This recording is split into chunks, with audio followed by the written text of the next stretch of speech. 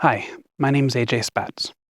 I'm a Dads in the Making leader. My wife is a Moms in the Making leader as well.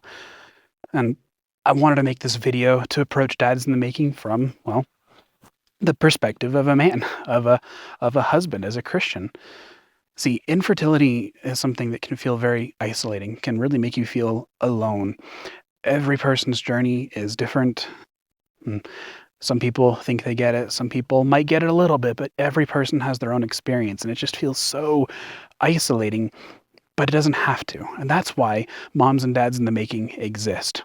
So I found out about Dads in the Making because of Moms in the Making.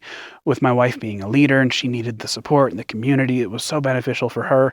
She encouraged me that maybe I could use some of that too. I didn't agree with her at first, actually. I didn't want to join a group. I didn't want to open up about it. I didn't want to be vulnerable. But then I tried a group, and we did the introductions, and I talked about things, and I opened up about what I've been experiencing emotionally and in our marriage and our faith as well.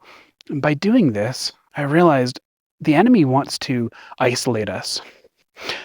The enemy wants to isolate us by any means possible and necessary, and infertility is one of those.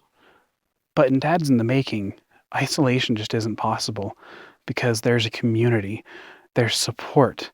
And by doing this, not only do we grow closer to each other, we can grow closer to our wives as godly husbands, we grow closer to God ultimately.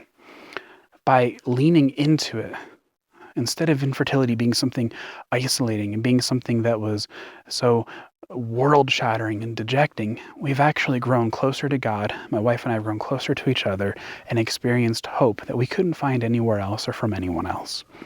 So if you are feeling that kind of isolation, this is for you. You should check out Dads in the Making. There are virtual groups that meet. I lead a group that will be in Arizona in the spring. Reach out. Take the step. Don't go through this alone because you don't have to do that. There are people here to support you and pray over you, and maybe you can also support them as well. That's the cool thing about a support group like this. It goes both ways. You get to receive that support, but you're there for someone else too.